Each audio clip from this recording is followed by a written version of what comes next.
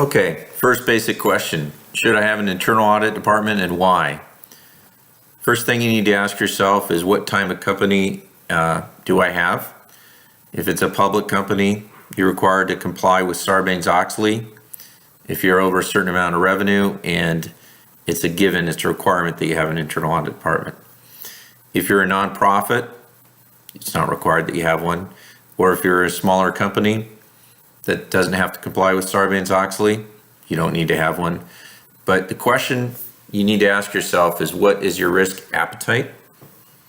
And what are the various risks that your organization faces? Legal, financial, theft, misappropriation, misstatement, compliance, public perception, safety risks. There are a number of these.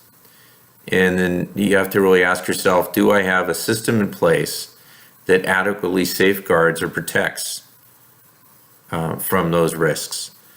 And if the answer is no, then you need an internal audit department. If the answer is yes, but it's not really adequate, you probably need one. And if you do have an internal audit department and these risks are not being managed appropriately, then you need to look at the system design of your audit department, look at your audit program, look at the cycles that are being reviewed during your internal audit process.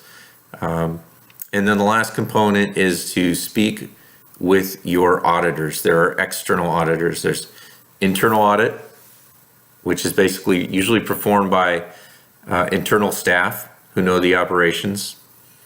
And then there are external audits. Those are performed by external firms, usually a CPA firm. And those folks are definitely great resources to bounce your ideas off of. There's one other thing to consider, is that these external firms usually offer an internal audit component. So if you're unable to build it in your own company, you can ask them, and they can certainly help with an outsourcing arrangement.